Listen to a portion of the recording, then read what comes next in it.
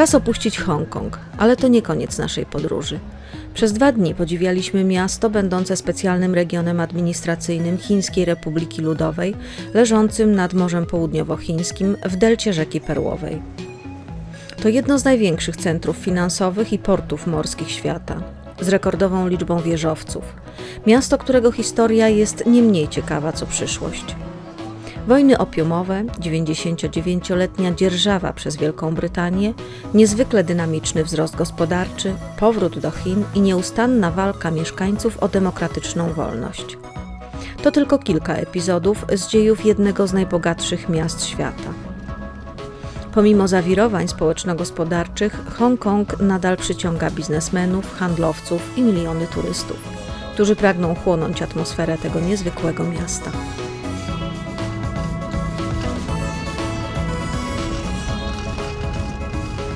Po zachodniej stronie estuarium rzeki Perłowej, dokładnie naprzeciwko Hongkongu, leży nie mniej atrakcyjne i imponujące miasto. Drugi, specjalny region administracyjny Chińskiej Republiki Ludowej, który z kolei stał się światowym centrum hazardu. Przed nami Makao albo Makao. Obydwie nazwy używane są zamiennie, choć nazwa Makao jest powszechnie uznawana za prawidłową. Makao od północy graniczy z chińską prowincją Guangdong. Natomiast od południa i wschodu otoczone jest wodami Morza Południowochińskiego. Miasto leży na półwyspie Makao oraz wyspach Tajpa i Koloany, które poprzez osuszenie terenu pomiędzy nimi stały się jedną wyspą. Jego powierzchnia to tylko 32 km². Dla porównania, powierzchnia Krakowa to 329 km², a więc 10-krotnie więcej. Na tym niewielkim terenie mieszka blisko 700 000 osób. To jedno z najgęściej zaludnionych miast świata.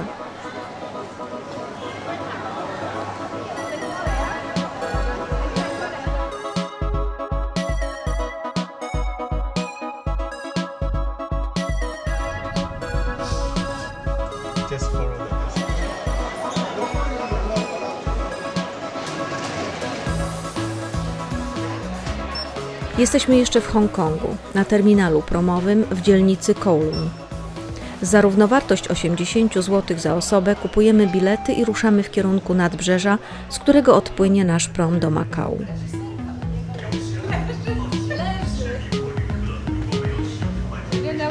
Musimy porozmawiać.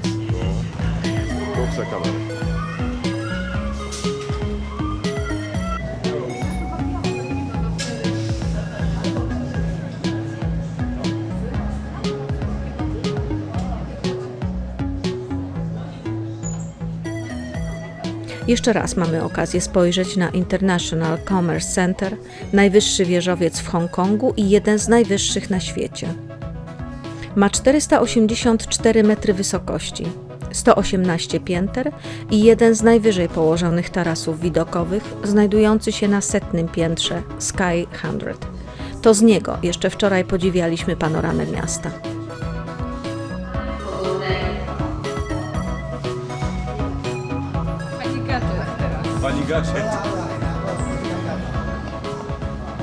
Humory dopisują, pogoda zapowiada się wspaniała, a nasz cel wydaje się nad wyraz ekscytujący.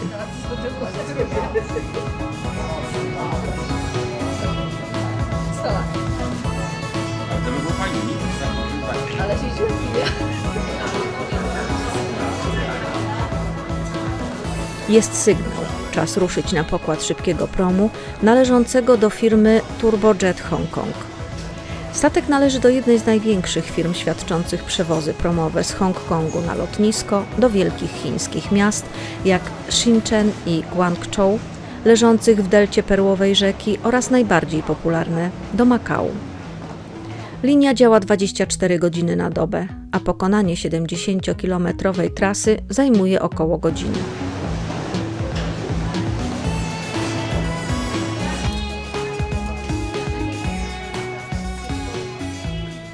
Rozsiadamy się w wygodnych fotelach.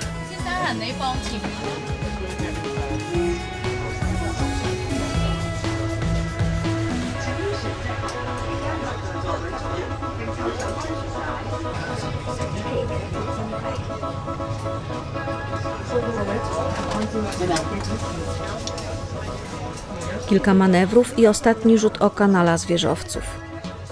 Prom może jednorazowo, zależnie od wersji, zabrać na pokład nawet 400 osób. Rozpędza się do prędkości 45 węzłów, to około 80 km na godzinę. Imponujące jak na tak duży statek.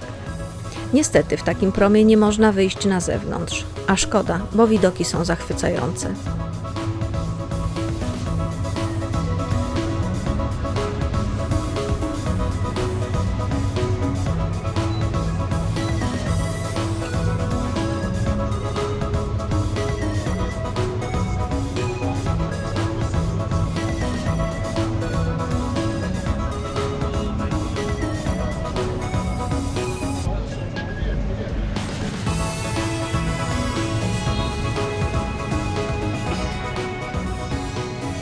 Patrząc na ilość pasażerów, wydawać by się mogło, że przyszłość promów rysuje się jasnymi barwami.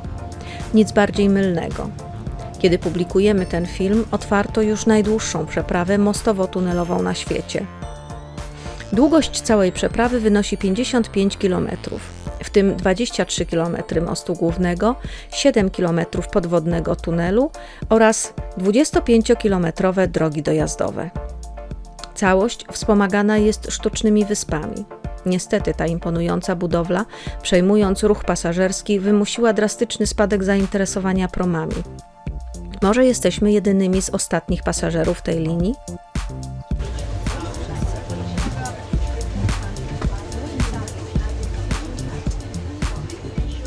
Zbliżamy się do celu. Przepływamy pod mostem Amizabe. To jeden z 3 mostów łączących półwysep z wyspą Taipa przez ujście rzeki Zuyang. Most o długości blisko 5 km został oddany do użytku w 1994 roku.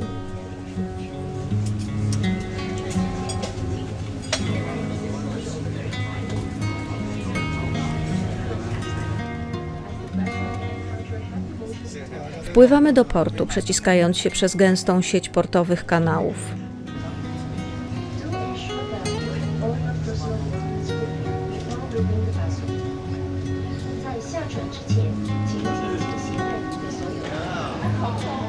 Z grupą turystów wychodzimy na ląd. Muszę cię nauczył raz mu tylko powiedzieć, po języku. Wjeżdżając na teren Makau jako obywatele polscy nie potrzebujemy wizy. Nie jest wymagany okres ważności paszportu, nie trzeba również okazywać biletu powrotnego. Ważne, by paszport był ważny w momencie opuszczania Makau. Zwolnienie z obowiązku wizowego nie obejmuje osób przyjeżdżających z zamiarem podjęcia pracy oraz udających się do Makau na pobyt stały. Na granicy między Makau a Chinami kontynentalnymi cudzoziemców obowiązuje taka sama odprawa paszportowo-celna jak na międzypaństwowych przejściach granicznych. Walutą Makau jest pataka, jednak dolar hongkoński jest w powszechnym użyciu. Nie ma więc potrzeby wymiany dolarów na lokalną walutę, chyba że na pamiątkę. Po odprawie granicznej wychodzimy z budynku portu i ponownie zadajemy sobie pytanie, gdzie jesteśmy? Wita nas Makao czy Makau?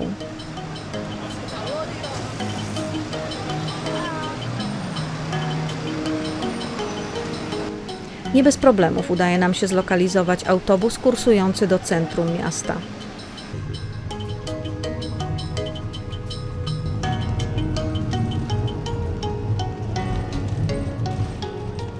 Spoglądając zza szyb autobusu na nieustannie rozbudowujące się miasto, warto wspomnieć o jego historii. Pierwsze wzmianki o osadnictwie na tym terenie sięgają III wieku przed naszą erą. W 1535 roku przybijają do tutejszych brzegów portugalskie statki. Kupcy otrzymują prawo kotwiczenia w tutejszych portach i prowadzenia handlu, jednak bez prawa schodzenia na ląd. Po wojnach opiumowych przegranych przez Chiny, Portugalczycy przejmują wchodzące w skład Makau wyspy Taipa i Colonna. W 1887 roku podpisano jednak układ, dzięki któremu Portugalia weszła w posiadanie całego Makau. Była to pierwsza europejska kolonia w Chinach. Niespełna 100 lat później rząd w Lizbonie zdecydował się zrzec wszystkich terytoriów zamorskich. W 1979 roku oba państwa uznały Makau za chińskie terytorium pod rządami portugalskimi i przyznały mu bardzo szeroką autonomię. W 1999 roku rząd chiński przejmuje oficjalnie zwierzchnictwo nad Makau. Od tego momentu obszar funkcjonuje w ramach doktryny jeden kraj, dwa systemy, która ma obowiązywać do 2049 roku. To data prawdziwego końca europejskiego kolonializmu w tej części świata.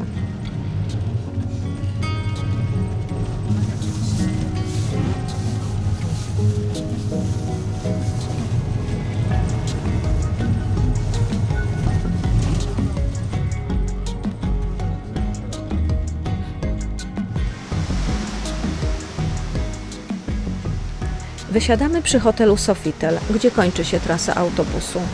Przy hotelu nie może zabraknąć kasyna. Szkoda, ale nie będzie to nasze miejsce pobytu, choć nie możemy sobie odmówić obejrzenia imponującego holu.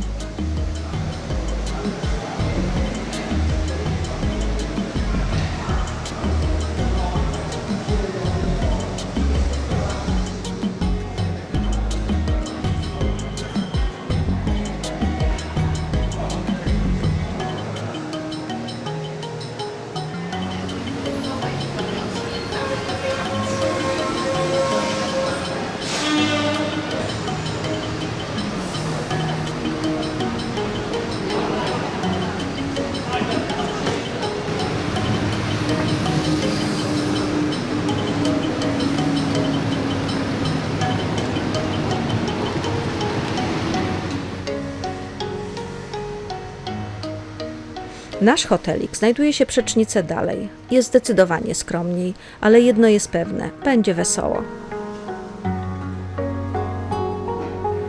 Jesteśmy w hotelu w Makao. Idziemy do pokoju numer 211. Michał, czekaj, a to taką będziemy pić? To jest widok. A jaką? Tutaj zobaczcie. Widok przez okno nie pozostawia złudzeń. Makao ma i drugą twarz. Trojanu, Aliszka, pójdź, idź na prysznic zobacz. Łazieneczkę zobaczę. Wow, jaki prysznic. Jeszcze chwila odpoczynku, rzut oka na mapę miasta i ruszamy.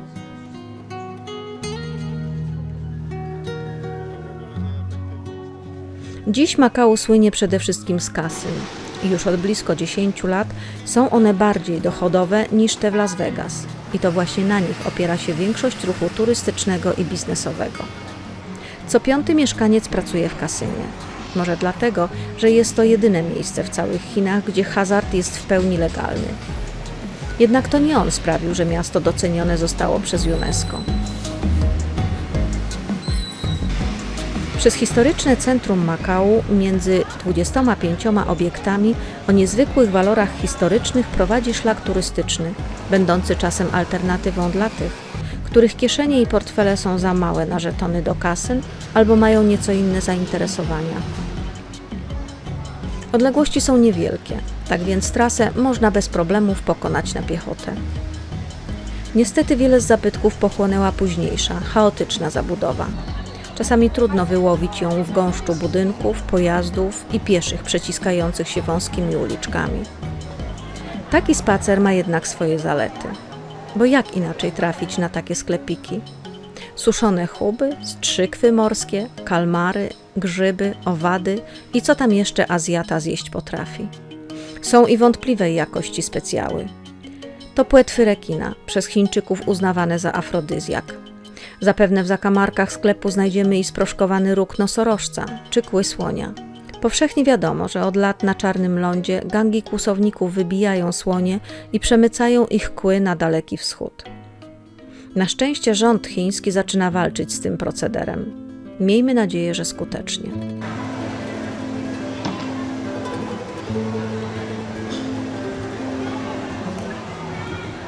Kościół Świętego Dominika to pierwszy zabytek na naszej trasie.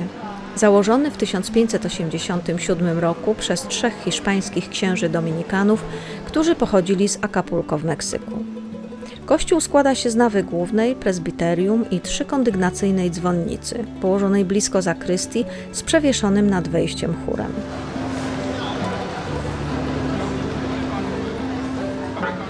Wchodzimy na plac Senado, wytyczony w 1918 roku i wykorzystywany przez władców kolonialnych, aby pokazać siłę militarną. Tutaj kolejni gubernatorzy przyglądali się wojskom i policji w momencie ich inauguracji. Tutaj również znajdują się okazałe budynki byłego Zgromadzenia Ustawodawczego Makau czy dawnej siedziby portugalskiej organizacji zajmującej się dostarczaniem pomocy medycznej i socjalnej, w którym obecnie mieści się muzeum. Jest też budynek poczty głównej i mnóstwo sklepików. Dopełnieniem placu jest fontanna ze stylowym astrolabium, wyznaczającym położenie ciał niebieskich nad horyzontem, używanym przez portugalskich żeglarzy.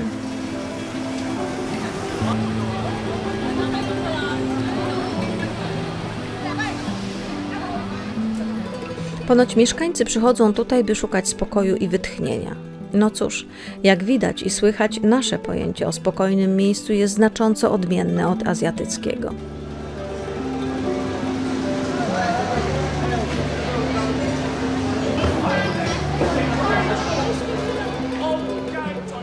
Ponownie zagłębiamy się w gwarne uliczki Starego Miasta. Labirynt uliczek poprzetykany jest sklepikami i knajpkami, obwieszonymi krzykliwymi szyldami, neonami i bezwładnie zwisającymi przewodami elektrycznymi. Portugalską przeszłość skutecznie maskuje współczesna chińska bylejakość.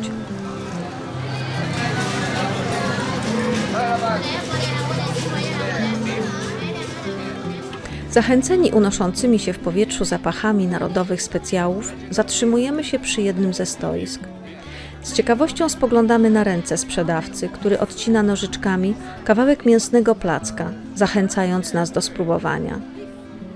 To bakwa, albo pork jerky i beef jerky, a smakuje jak suszona wołowina czy kabanosy. Choć Makau wcale nie jest miejscem, skąd wywodzi się ta zakąska, to sprzedawana jest dosłownie na każdym rogu. Zanim dokonamy zakupu, warto spróbować i ocenić, czy dany smak będzie odpowiadał naszemu podniebieniu. Bo może nas zaskoczyć. Z chili, z pieprzem, z sosem sojowym, solą, curry czy wędzone i jeszcze przełkniemy, ale na słodko? Ciekawość jednak zwycięża i po degustacji na kilku stoiskach szybko zapominamy o głodzie.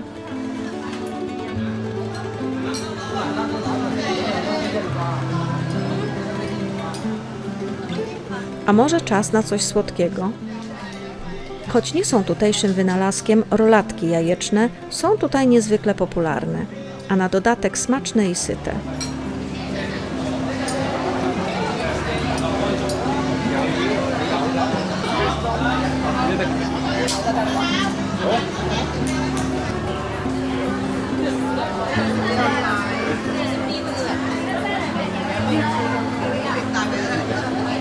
Ten był ostry. Ostry kawałek, ale świsty. Wieprzowina.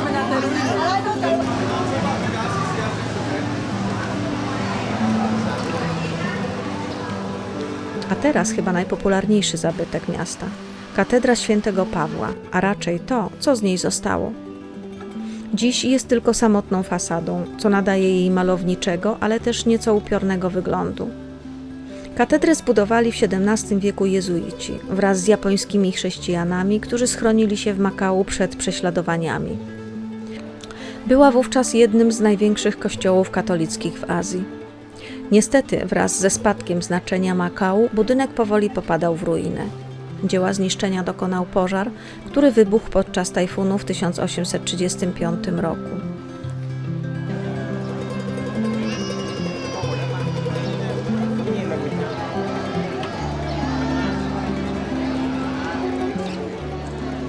Ocalona fasada nigdy nie odbudowanego kościoła dziś jest jednym z turystycznych symboli Makau, a nade wszystko doskonałym tłem do pamiątkowego selfie.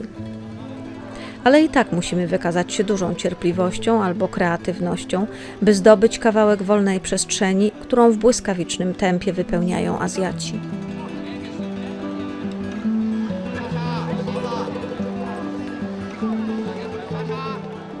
Z góry rozpościera się nie mniej oryginalny widok z charakterystyczną sylwetką hotelu Casyna Lisboa.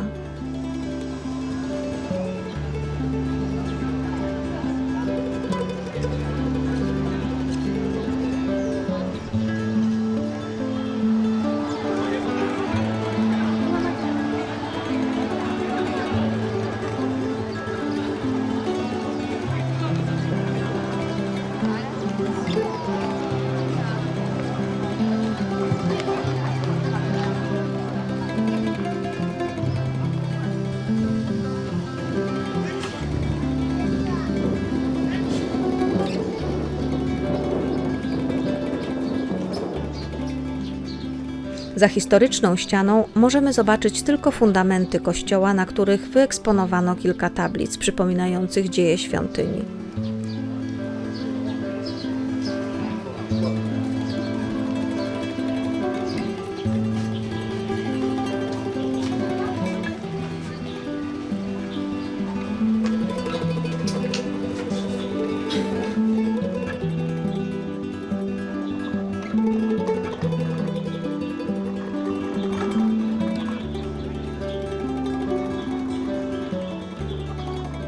Niespodziewanie wkraczamy w bajkowy las.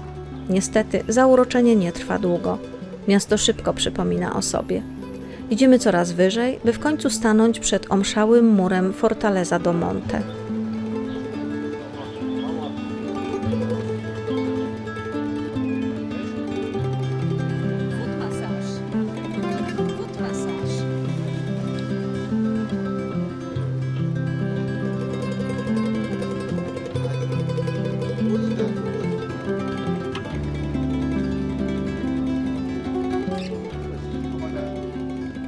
Fort został zbudowany w XVII wieku na 52-metrowym wzgórzu na wschód od ruin katedry świętego Pawła w celu obrony posiadłości jezuitów podczas portugalskiego panowania.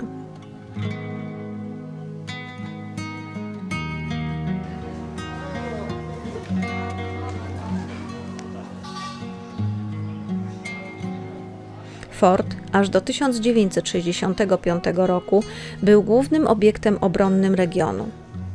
Wtedy to koszary zostały zamienione na obserwatorium pogodowe, a sam fort otwarty dla publiczności. 2 lata później obserwatorium przeniesiono na wyspę Taipa, a budynki wykorzystano na Muzeum Makau.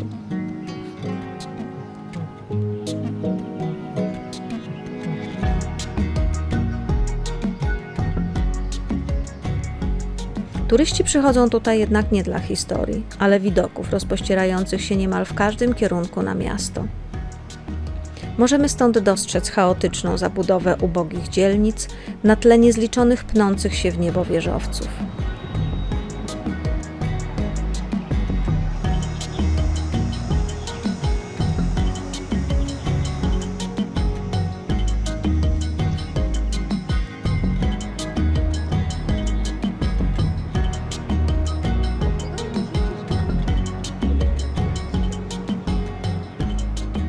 Jednak najchętniej odwiedzanym fragmentem fortu jest to miejsce.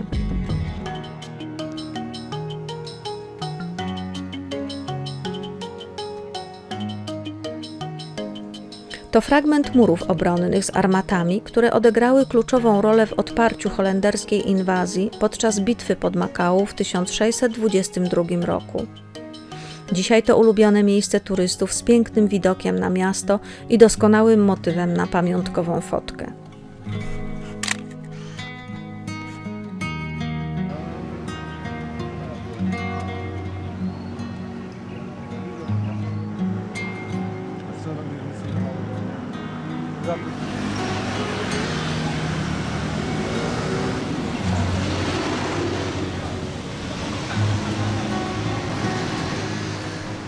Ponownie wpadamy w objęcia gwarnych ulic. Chwilę wytchnienia znajdujemy na placu Tapsec.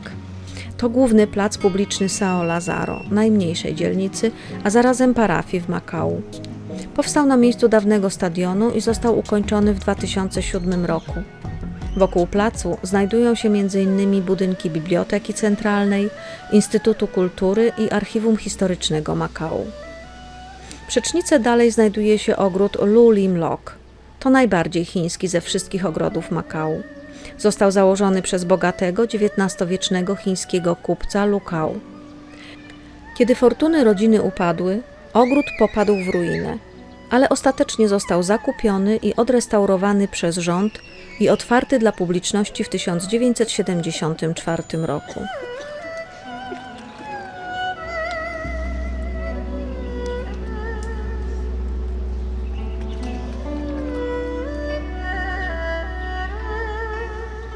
Ogród jest wzorowany na ogrodach Suzhou, najsłynniejszych ze wszystkich chińskich ogrodów klasycznych. W obrębie wysokiego muru stworzono krajobraz w miniaturze z wąskimi ścieżkami wijącymi się przez gaje bambusów i kwitnących krzewów, podformowanymi betonowymi górami, do dużego stawu wypełnionego złotymi karpiami i kwiatami lotosu.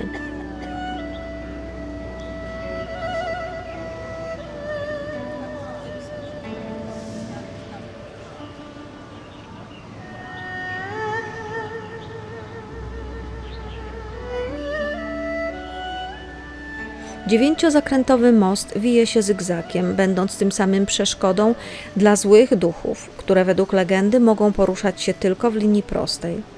W pawilonie często odbywają się wystawy sztuki i rzemiosła oraz koncerty.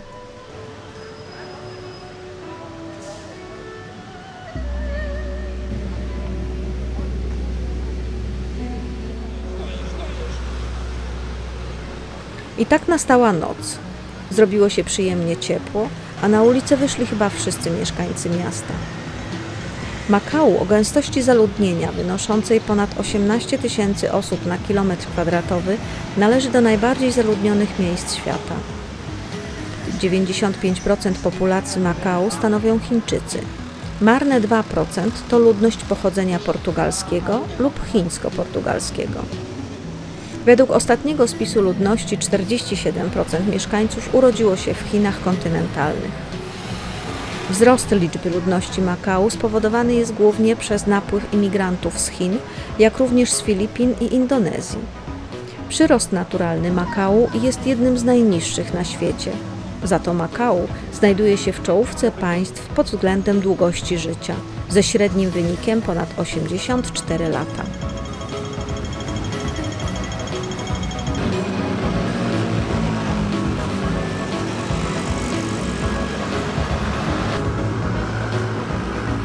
Jak Makau, to oczywiście hazard.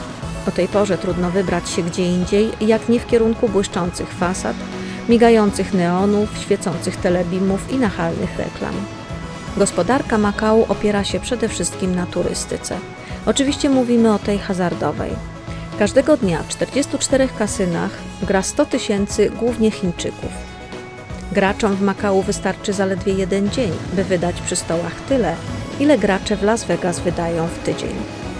To jedyne miasto w Chinach, gdzie hazard w kasynach jest legalny. Szacuje się, że przychody Makau wynoszą ponad 45 miliardów dolarów. Zakładano, że do 2020 roku wzrosną niemal dwukrotnie. Jednak pandemia pokrzyżowała te plany. Nie zmienia to faktu, że Makau od kilku lat zdecydowanie wyprzedza pod względem obrotów słynne amerykańskie Las Vegas.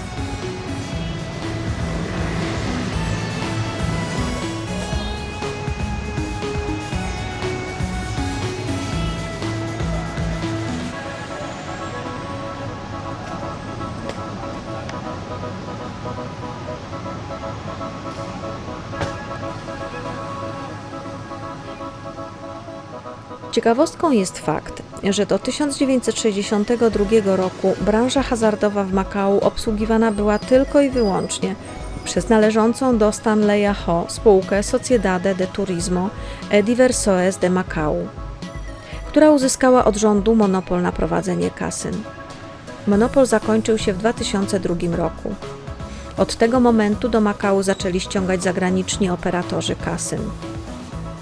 Rząd Makau zagwarantował koncesję na prowadzenie działalności hazardowej 6 spółkom, wśród nich potentatom z Las Vegas i Australii.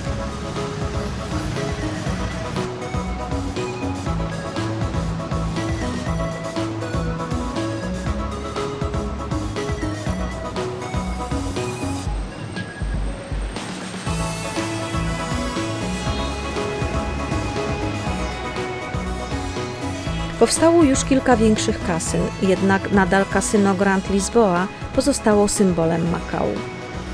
Wszystko zaczęło się pod koniec lat 60. w małym, 3-kondygnacyjnym budynku. W 2006 roku rozbudowano kasyno, aby konkurować z nowo otwartym Wynn Macau, położonym tuż obok. Położony w samym sercu centralnej dzielnicy biznesowej Grand Lisboa to najwyższy budynek w Makau. 40-piętrowa wieża hotelu została zaprojektowana tak, by przypominać kształt kwitnącego lotosu, a podium, na którym znajdują się kasyna i punkty usługowe, przypomina ozdobne jajko Fabergé umieszczone w kępie metalowych liści. Ten niesamowity architektonicznie i geometrycznie projekt obejmuje kopułę złożoną z 5600 unikalnych rozmiarów szklanych tafli, pokrytych 24-karatowym złotem. A podium zawiera powłoki z tytanu i innych metali. Dzięki programowalnym oprawom LED zakrzywiona powierzchnia podium kasyna służy jako duży ekran wideo. Projekt elewacji ze strukturalnego szkła silikonowego był tak skomplikowany, że wiele firm z Chin i Europy nie podjęło się jego realizacji. Dopiero amerykańska firma Hengtech podjęła się zadania i doprowadziła do zakończenia budowy zgodnie z pierwotnym harmonogramem i budżetem. Trzeba przyznać, że efekt, choć nieco kiczowaty, jest nad wyraz sugestywny. My również, jak ćmy, wabione ferią świateł, przyszliśmy właśnie tutaj, by zobaczyć ten niezwykły budynek i spróbować szczęścia w kasynie.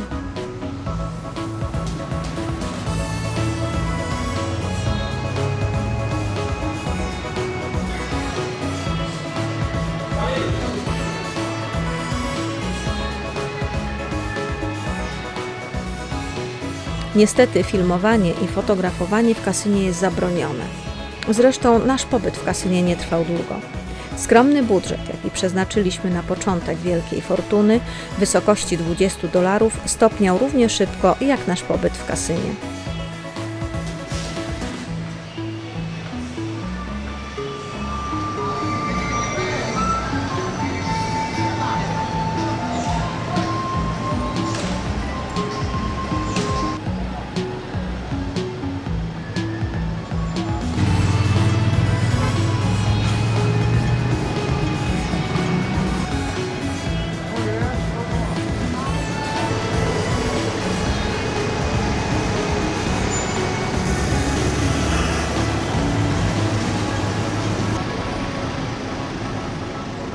Mijając ekskluzywne sklepy, głównie z wyrobami jubilerskimi, wracamy do historycznego centrum miasta.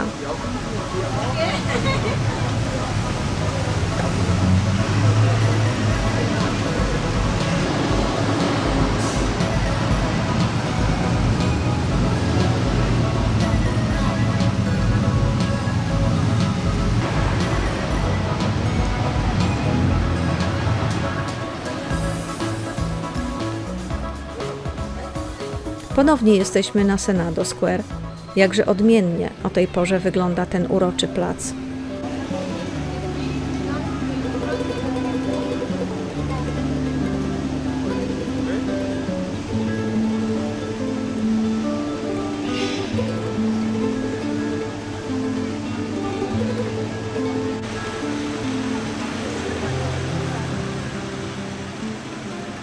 Dobiega końca kolejny dzień naszej podróży. Powoli wracamy do hotelu. Wcześnie rano musimy opuścić nasz hotel.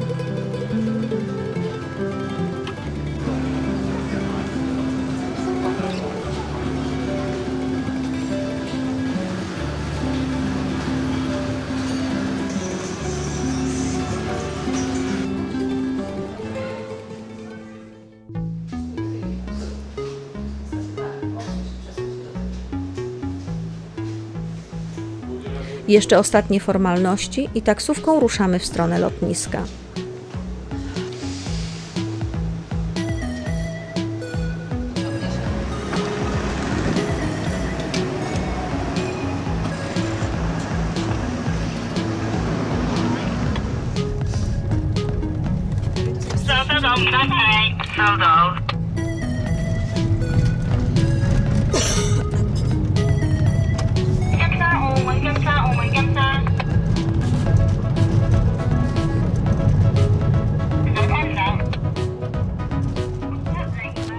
Mijamy wieżę telewizyjną i wjeżdżamy na most Sai Wan.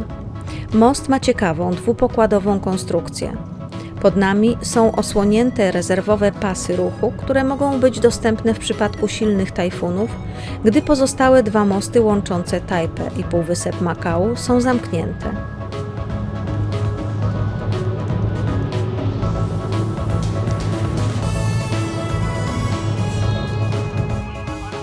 Jesteśmy na wyspie Tajpa, na której powstają nowe dzielnice mieszkaniowe i nowe kasyna.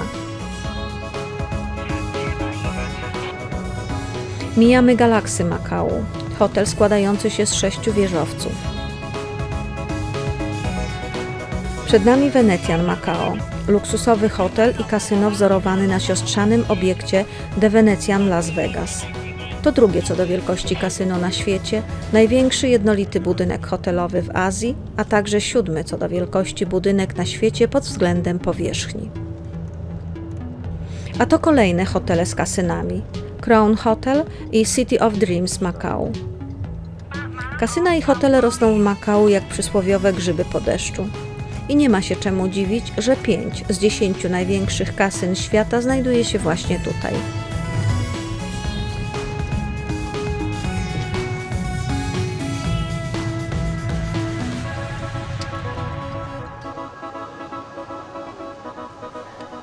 Jesteśmy na miejscu. Port lotniczy Makau, położony na sztucznej wyspie 2 km na wschód od centrum Makau, jest jednym z największych portów lotniczych w tej części Chin. Co ciekawe, po potwierdzeniu naszych biletów możemy swobodnie z niego wyjść. Korzystamy więc z okazji, by jeszcze raz spojrzeć na nieustannie rozbudowujące się miasto. Kiedy planowaliśmy tę podróż, Makau brzmiało bardzo egzotycznie. Odległe, nieznane, gdzieś w głowie kasyna i dominacja portugalska, o której gdzieś coś na lekcji historii. To nie było tak, że marzyło nam się Makau, ale będąc w Hongkongu uznaliśmy, że jesteśmy tak blisko, że głupio nie zajrzeć, nie poznać, nie wybrać się chociaż na chwilę.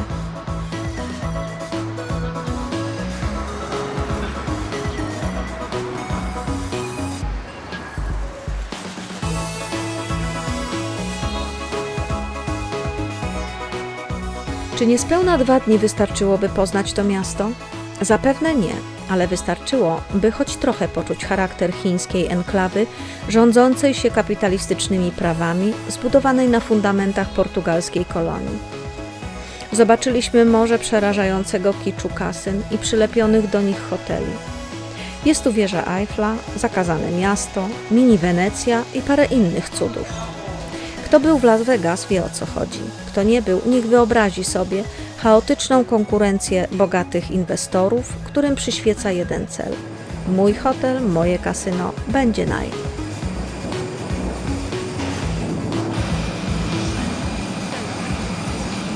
Powstają więc wybitne i skrajnie paskudne budowle.